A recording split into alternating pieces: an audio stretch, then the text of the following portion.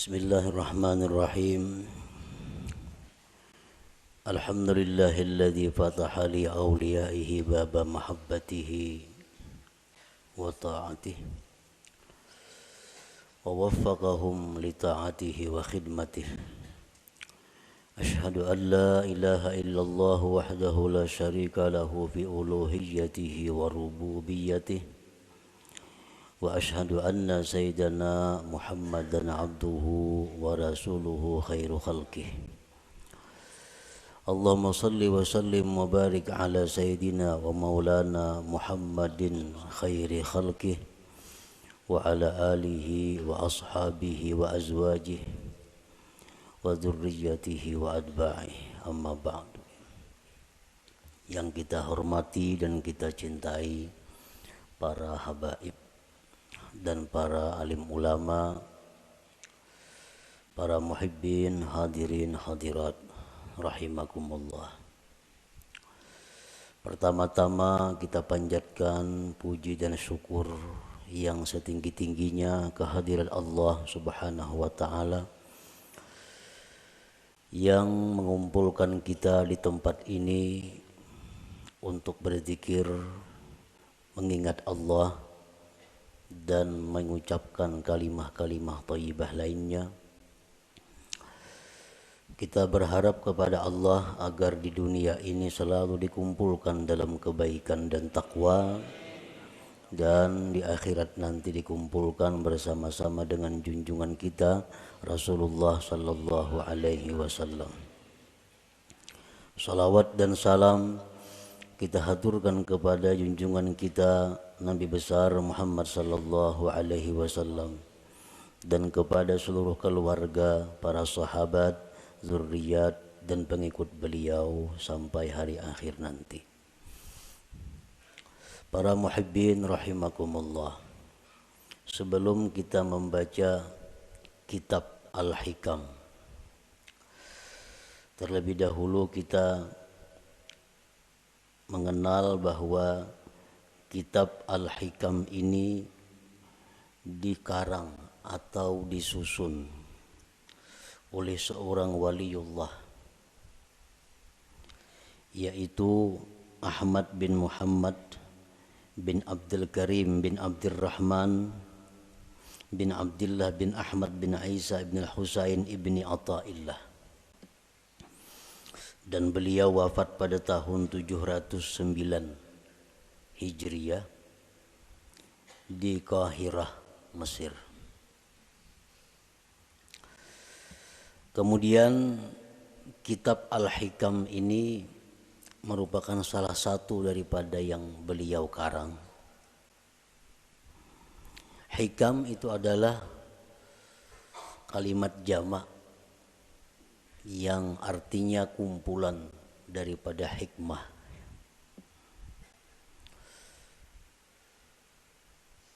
Syekh Muhammad Hayat As-Sindi mengatakan bahwa di dalam hikam itu ada 264 hikmah.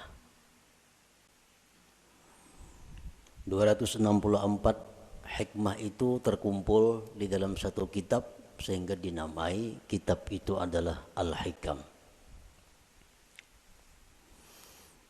Nah, mengenai hitungan berapa hikmah yang ada di dalam kitab Al-Hikam itu bermacam-macam para ulama menghitungnya. Ada yang mengatakan jumlah hikmah yang ada di dalam hikam itu berjumlah 264. Ada yang mengatakan 275. Dan ada yang mengatakan lain pada yang demikian. Sebagaimana para ulama tidak sama pendapatnya tentang menghitung jumlah ayat-ayat yang ada di dalam Al-Quran. Ada yang mengatakan 6.666, ada yang mengatakan lain daripada itu. Para muhibbin rahimakumullah, kemuliaan dan kehebatan kitab Al-Hikam ini sampai-sampai dikatakan oleh sebahagian ulama, lau jazatis salatu bi syai'in ghairal Qur'an lajazat bihikam ibni Athaillah. Andai kata di dalam sembahyang itu boleh kita membaca selain Al-Quran, waktu qiyam, waktu berdiri, itu kan hanya Quran yang kita baca, surat Fatihah dan surah yang lain. Andai kata boleh diganti dengan yang lain, niscaya kitab hikam ini patut dijadikan penggantinya. Niscaya kitab hikam ini boleh untuk dijadikan penggantinya. Kenapa demikian? Karena kehebatannya dalam lapas, susunan kata-katanya, dan makna-maknanya mengandung ilmu-ilmu yang bermanfaat bagi mereka yang membaca dan memahaminya. Para muhibbin rahimakumullah, kitab hikam itu satu matan yang banyak disyarahkan oleh para ulama. Berpuluh-puluh macam kitab syarah hikam. Intinya adalah menguraikan seluas-luasnya apa yang terkandung di dalam hikmah per hikmah yang ada di dalam kitab hikam itu. Nah, oleh karena itu, di dalam kesempatan kita membaca kitab hikam ini, ulun kadang mengambil kepada satu kitab syarah hikam tertentu. Jadi artinya kita membaca matannya, kemudian kita ambil dari beberapa syarah-syarah yang ada yang telah dikarang oleh para ulama itu. Para muhibbin rahimakumullah, al-hikmatul ula, hikmah yang pertama di dalam kitab hikam, min alamatil i'timad 'alal amal nuqsanur raja inda wujudiz zalal. Nah, ini kalimat hikmah yang pertama di dalam kitab hikam itu. Min alamatil i'timad 'alal amal nuqsanur raja inda wujudiz zalal. Artinya, sebagian daripada tanda berpegangnya seseorang dengan amal, berkurangnya mengharap rahmat Allah ketika adanya kesalahan pada dirinya.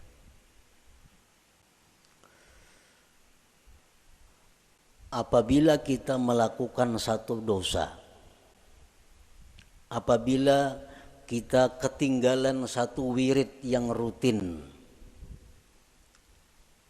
nah kemudian kita merasa jauh dari rahmat Allah, kita merasa jauh daripada kasih sayang Allah, itu menunjukkan bahwa kita namanya berpegang dengan amal.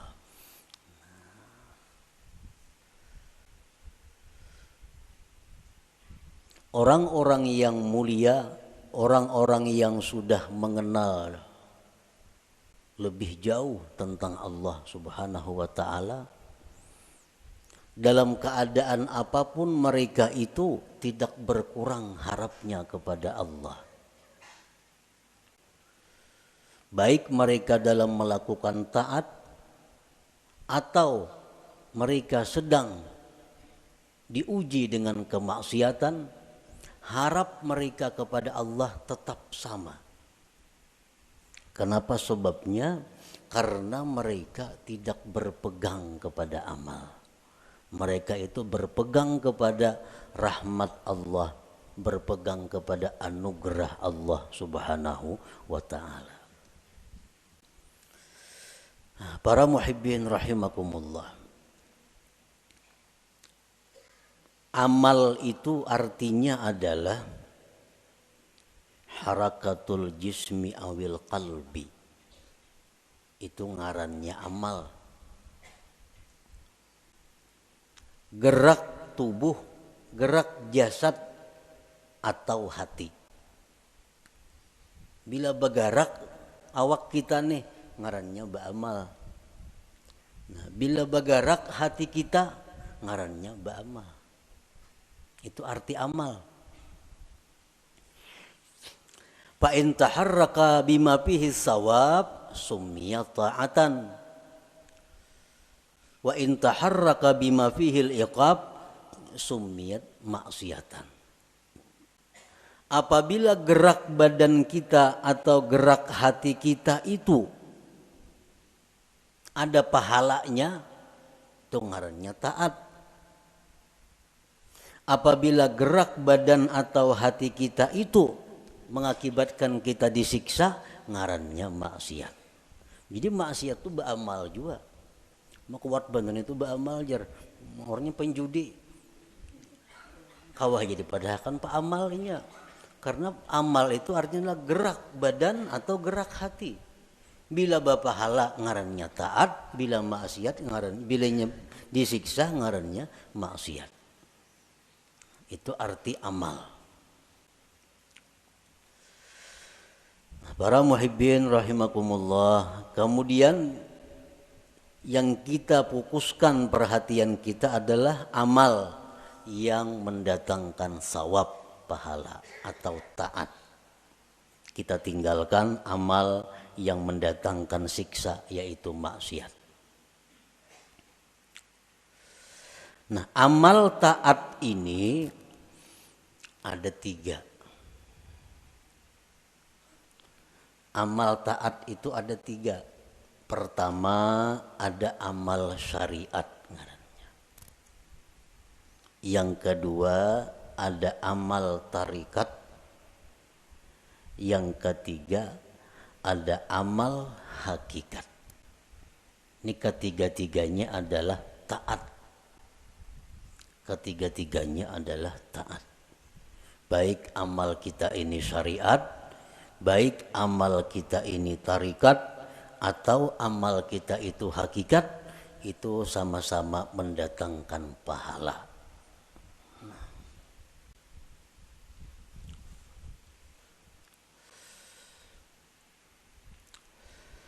Amal syariat untuk apa? Para ulama tasawuf mengatakan amal syariat itu gunanya li islahil jawarih, untuk membaguskan anggota tubuh kita. Membaguskan mata, membaguskan telinga, membaguskan mulut, membaguskan tangan, membaguskan kaki. Itu disebut adalah amal syariat. Kayak apa mata supaya bagus? Jangan memandang yang diharamkan Allah. Kayak apa mulut nang bagus? Jangan berkata-kata yang dilarang Allah.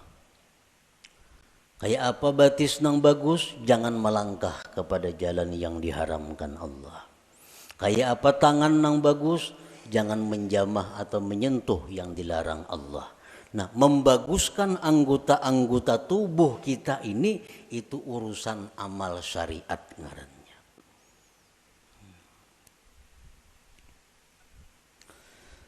Wa amalut tariqah li islahil qulub. Sedangkan amal tarikat itu untuk membaguskan hati.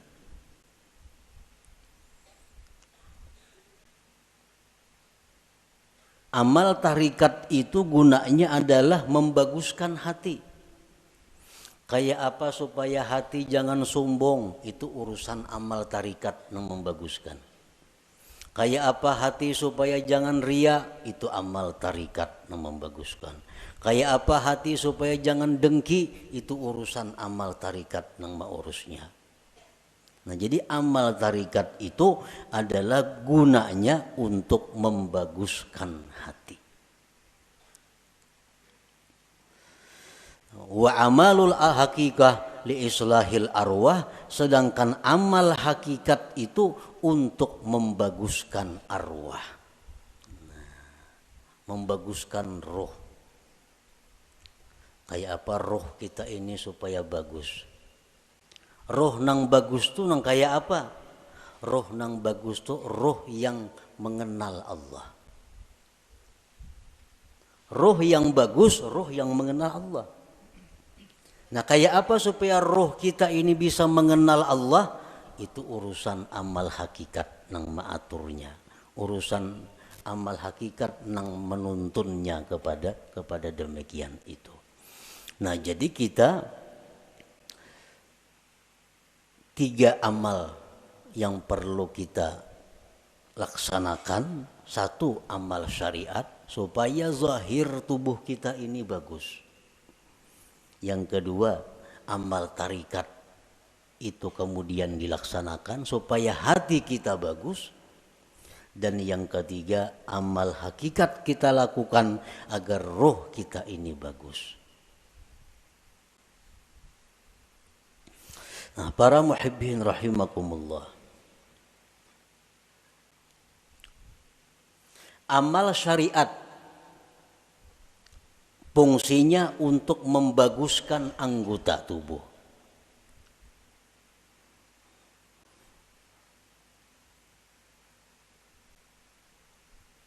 Amal syariat fungsinya untuk membaguskan anggota tubuh.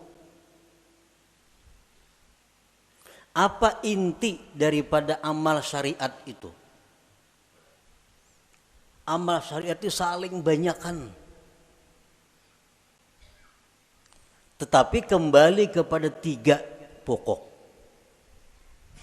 3 pokok inilah yang disebut dengan amal syariat. Pertama, tobat. Nah, pertama tobat. Yang kedua, takwa. Yang ketiga, istiqamah. Nah, ini seluruh amal syariat kembali kepada 3 ini. Tobat, kemudian takwa, kemudian istiqamah. Nah, tobat artinya apa? Membersihkan diri daripada yang kotor-kotor. Membersihkan diri daripada maksiat-maksiat. Itu tobat. Dimandii. Nah, mandi itu tobat karena. Imbah mandi hanyar dipakaiani. Nah, dipakaiani betapi, babaju, bakupia, bermacam-macam pakaian. Nah, itu adalah takwa. Nah, kayak apa supaya jangan lepas pakaian itu dari kita? Ngarannya istiqamah. Manbanu beselawar, manbanu betilanjang tuh ada istiqamah ngarannya. Istiqamah ini selalu berpakaian. Artinya apa? Selalu menjunjung perintah Allah, menjauhi yang dilarang Allah dalam keadaan apapun. Itu istiqamah. Dalam keadaan susah, rajin ibadah. Dalam keadaan kaya, rajin ibadah. Dalam keadaan sakit, rajin ibadah. Dalam keadaan sihat, rajin ibadah. Dalam keadaan apapun ibadah kada tertinggal. Ini ngarannya istiqamah. Nah, 3 hal itu urusan amal syariat.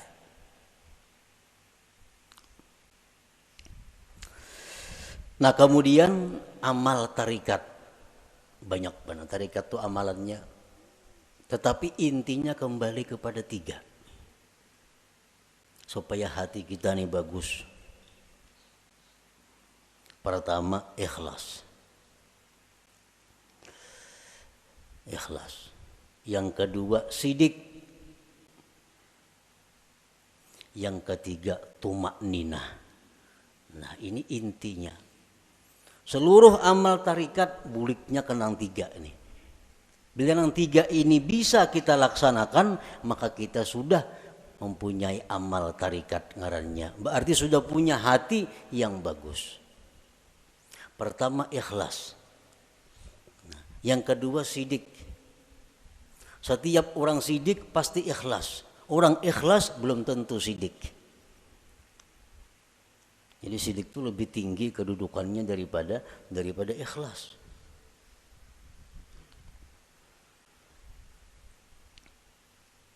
Orang sembahyang itu bisa ikhlas, belum tentu sidik. Belum tentu sidik. Buktinya apa? Belum tentu sidik.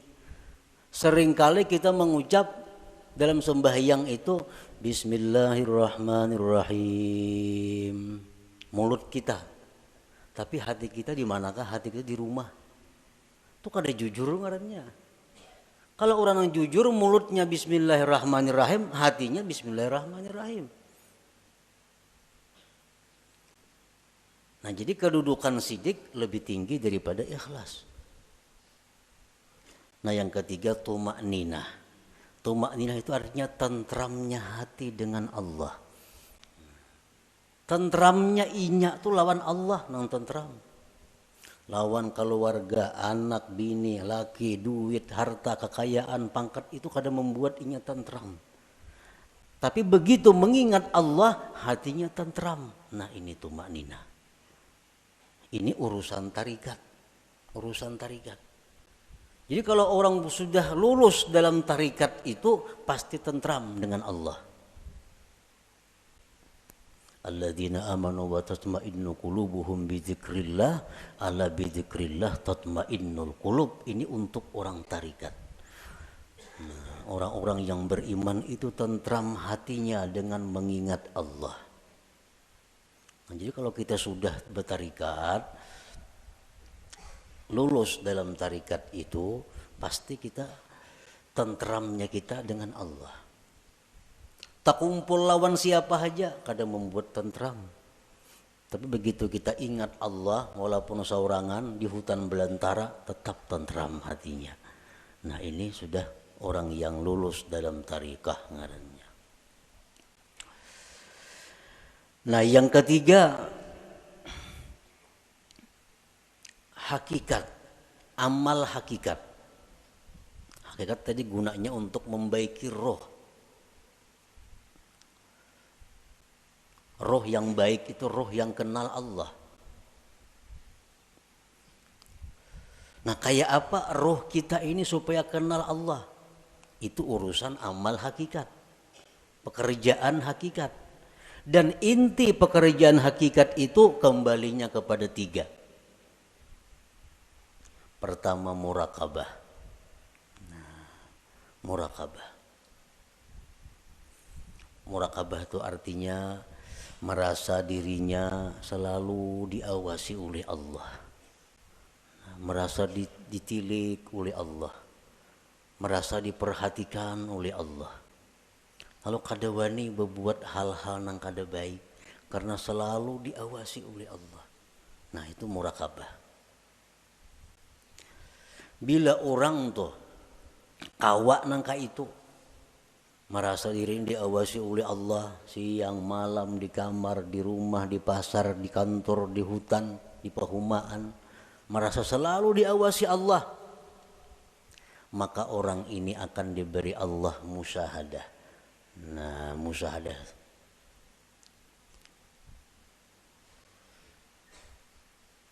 Bila orang itu sudah musyahadah lawan Allah, ngarannya ma'rifat lawan Tuhan.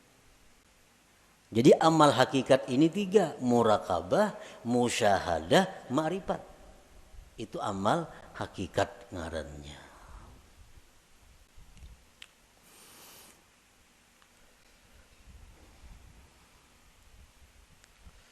Wa'budillah ka'annaka tarah. Beribadahlah kamu kepada Allah seolah-olah engkau itu melihat Allah. Nah, itu musyahadah. Beribadahlah engkau melihat Allah. Itu musyahadah ngarannya. Tapi fa illam takun tarah, jikalau engkau belum mampu melihat Allah, fa innahu yarak, Allah melihat engkau. Nah, itu murakabah ngarannya. Kalau kita merasa dilihat oleh Allah siang malam bisukan kamarian dimanapun merasa dilihat oleh Allah, itu ngarannya kita murakabah. Satu saat kalau kita terus menerus demikian, kita akan musyahadah. Kita akan musyahadah. Bila musyahadah itu diberi ma'rifat ujung-ujungnya. Nah, amal hakikat itu tiga macam. Murakabah, musyahadah, ma'rifah. Nah, para muhibbin rahimakumullah. Jadi amal ada 3. Amal syariat, yang pertama kita laksanakan amal syariat. Tobat, takwa, istiqamah. Supaya apa? Zahir tubuh kita bagus. Yang kedua, amal tarikat. Supaya hati kita baik. Dengan apa? Ikhlas, jujur, tumakninah. Tentram dengan Allah. Yang ketiga, amal hakikat. Supaya ruh kita ini baik. Murakabah, musyahadah, ma'rifat. Para ulama sufi mengatakan la yasihul intiqal ila maqamin hatta yuhaqqika ma qablah. Tidak sah seseorang itu berpindah ke suatu makam, ke suatu amal, ke suatu perbuatan sebelum memantapkan sebelumnya. Sebelum mantap nang pertama jangan berpindah. Nang pertama apa tugas kita? Syariat. Amal syariat. Nah, jangan hendak masuk ke amal tarikat amun ini belum mantap. Jadi apa yang harus kita mantapi terlebih dahulu? 3 perkara. Tobat, takwa, istiqamah. Nah 3 ini diurus. Bila 3 ini kita sudah mantap, nah hanya kita naik ke amal tarikat. Pertama tobat. Jadi pengertian tobat ini jangan kita beranggapan bahwa nang batubat itu orang-orang periman nang perlu kada. Kita ini perlu kepada tobat. Jangan dianggap orang nang tengah jalan itu nang harus batubat. Jangan orang-orang nang kada karuan itu kita anggap inya perlu batubat. Sebenarnya kita sendiri mesti selalu tobat. Kita tiap hari mesti tobat. Kita merasa kadang-kadang orang aja yang perlu batubat, seorang kada perlu asa baik. Nah ini nang kada mau naik kelas. Umuran itu aja. Kenapa? Karena bila merasa tobat orang nang perlu bertobat seorang ini asa bujur sudah. Pada tobat itu perlu setiap orang. Walaupun lain-lain bentuk tobatnya. Sebagian orang ada yang mesti tobat daripada kafir. Sebagian orang ada yang perlu tobat daripada dosa besar. Sebagian orang ada yang perlu tobat dari dosa kecil. Sebagian orang ada yang perlu tobat daripada makruh. Tobat daripada khilaful aula yang kurang baik. Jadi setiap manusia dengan tingkatan apapun itu mesti tobat.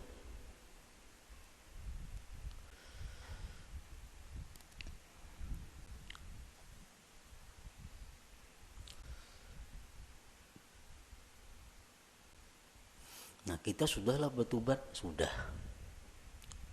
Dulu minum arak, sekarang ampih. Dulu penjudi, sekarang ampih. Tobat. Dulu ketujuh riba, sekarang ampih. Tobat. Dahulu suka zina, sekarang ampih, sudah tobat. Nah cuma tahukah kita tobat kita itu diterima atau kada? Nah, karena orang nang ampih itu belum tentu diterima.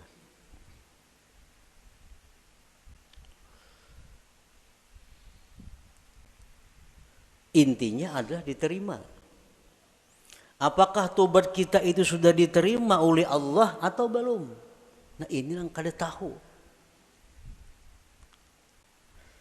Maka kita kada boleh naik ke suatu makam, ke suatu tingkatan sebelum memantapkan tingkatan yang pertama. Hanyar tingkatan yang kedua. Mantap nang kedua, hanyar naik ke tingkatan nang ketiga. Selama kita belum biris tingkatan syariat, kada akan bisa kita mengaji ilmu tarikat. Mengaji bisa, paham bisa, memakai pasti kada kawa. Memakai pasti kada kawa. Mau kada kawa.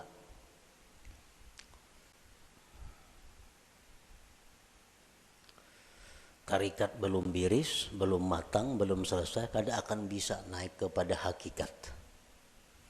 Maka dengan hakikat itulah kita bisa dapat kepada ma'rifat. Nah, jadi diibaratkan itu ma'rifat itu satu mutiara. Nah, mutiara, andaknya mutiara itu di dalam ruangan nang halus, muat awak. Ruangannya muat awak. Ruangan nang halus ini andaknya di sebuah kamar. Nah, kamar kawah jorong boleh membaanam. Dan kamar itu andaknya dalam sebuah rumah. Nah, rumah ini mau naik sepeda motor kawah aja ke rumah. Nah, jadi kita kada bisa masuk ke rumah kalau kita masih banyak bawaan. Ada kawan. Kalau kita masih banyak bawaan kita ini masih berinting, sering banyakan bawaan. Kalau kita bakajal ke rumah, kada kawa. Buangi nang kada perlu supaya kita kawa masuk ke rumah. Nah, motor ditinggal, nang mana diisi motor, toko ditinggal. Kalau mau angkut toko ke rumah, kada kawa. Nah, kios ditinggal, kabun ditinggal, kada muat rumah. Nah, jadi nang kau masuk ke rumah hanya barang-barang tertentu. Nah, artinya apa? Syariat itu laksana rumah. Begitu kita masuk syariat, banyak nang kita tinggalkan. Riba tinggalkan, permainan tinggalkan, zina tinggalkan, semua aja tinggalkan. Kalau tuh kita masuk ke rumah. Nah, sepeda motor kawa dibawa ke rumah, sepeda kawa dibawa ke rumah. Begitu kita hendak masuk kamar, nah, ngalih hambo sepeda motor ke kamar, ngalih bawa kendaraan ke kamar itu, pas ditinggal di luar kamar, baka karasan kada kawa bahanjuran.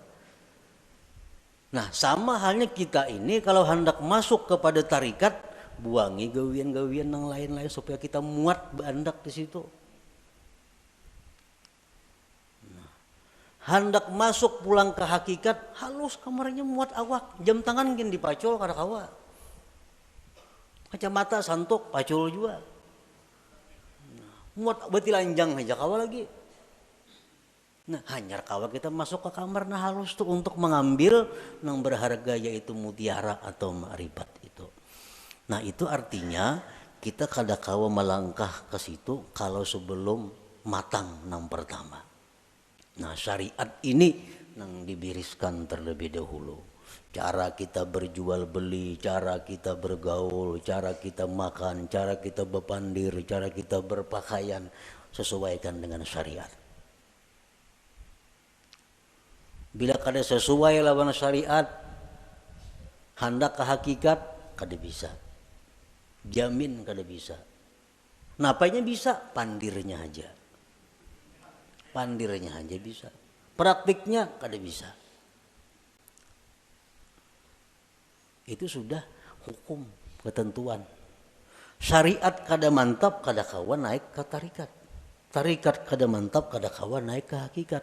Nah, jadi fokus kita ini adalah membaguskan dahulu syariat kita.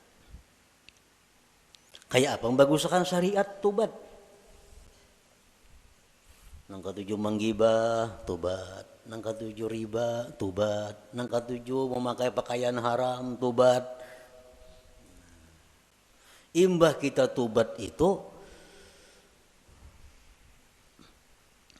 perlu diteliti, perlu dipikirkan, tobatku ini diterima juga kah, kada kah?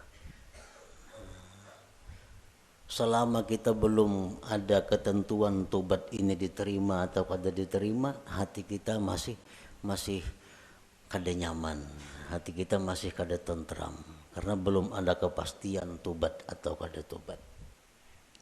Takwa kemudian ibadah, sembahyang, puasa segala macam. Istiqamah terus menerus seperti itu. Bila tiga macam ini kawa, nah ayo ya naik kita ke amal apa? Ke amal tarikat. Kita wajib mengusahakan syaratul kabul. Kita wajib mengusahakan syarat diterima tobat kita, diterima takwa kita, diterima istiqamah kita. Itu kita wajib mengusahakan persyaratannya supaya ini diterima oleh Allah. Sembahyang contohnya. Kayak apa sembahyang itu supaya diterima oleh Allah? Ada syarat-syaratnya. Yang pertama, supaya sembahyang itu diterima oleh Allah, syaratnya adalah ilmu. Faqullu man bighairi ilmin ya'malu amaluhu mardudatun la tuqbalu. Tiap-tiap orang yang bekerja beramal tanpa ilmu ditolak, tidak diterima. Jadi sembahyang kita ambil contoh amal syariat sembahyang contohnya, supaya sembahyang ini diterima Allah kayak apa? Satu, punya ilmu. Belajar bujur-bujur sembahyang tuh. Rukuk kayak apa, sujud kayak apa, amun masbuk kayak apa, kada salat membaca Fatihah kayak apa caranya. Nah, bujur-bujur belajar sembahyang supaya sembahyang kita diterima. Yang kedua, supaya diterima sembahyang itu ikhlas. Berhubung ini amal syariat, ikhlasnya pun ikhlas syariat. Ikhlas syariat yang kayak apa? Sembahyang mengharapkan surga, sembahyang karena takut lawan api neraka, ikhlas menurut syariat. Sembahyang kita mudahan masuk surga dengan itu syariat bujur, ikhlas. Kenapa sembahyang? Takutan kalau pindah ke neraka mati, itu ikhlas dalam syariat. Jangan ada tujuan lain sembahyang. Contoh, kita ambil contoh sembahyang supaya dipuji orang, supaya dihormati orang, dimuliakan orang. Jangan ada sedikit pun dalam hati demikian. Ikhlas. Yang ketiga, syaratnya diterima itu sembahyang atau amal-amal ibadah lainnya muwafaqatus syurut wal arkan wal adab. Sembahyang kita ini sesuai syarat. Penuhi syarat-syaratnya apa? Rukun-rukunnya apa? Adabnya apa? Orang nak sembahyang mesti berwudu, suci daripada hadas najis, menutup aurat, menghadap kiblat, masuk waktu. Nah, penuhi. Bersihin najis, sucikan hadas dengan wudu, tutup aurat, tunggu waktu sembahyang, bila masuk hanyar sembahyang. Nah, itu syaratnya sudah biris. Syaratnya biris, rukunnya, rukun sembahyang. Ruku kayak apa, bacaan Fatihahnya kayak apa, sujudnya kayak apa, sesuaikan dengan aturan. Embah itu pulang adab. Walaupun sembahyang ini syaratnya cukup, rukun cukup, tapi kada beadab, itu bisa kada diterima.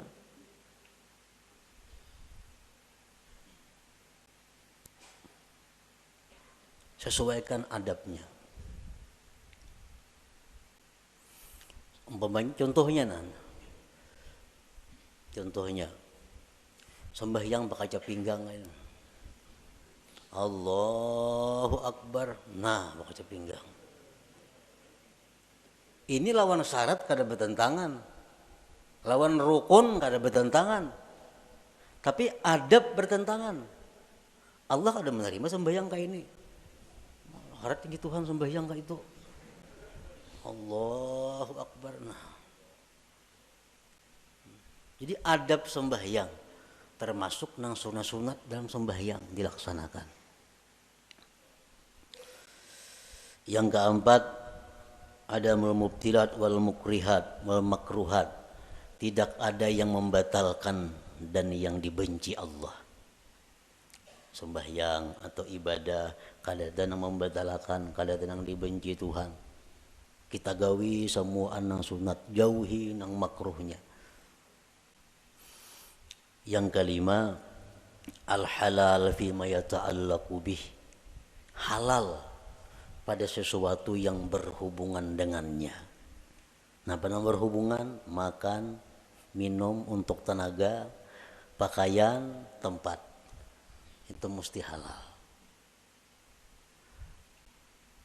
Rasulullah bersabda, "Man akala luqmatan min haram, lam tuqbal minhu salatu arba'in lailah." Orang yang makan satu suap daripada makanan yang haram, tidak diterima sembahyang 40 malam. Sasuap tuh kita makan nang haram, 40 malam sembahyang kita ditolak Allah. Sepiring berapa suap?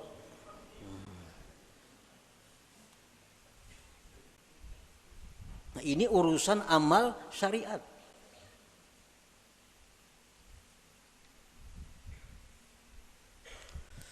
Pakaian kita mesti halal.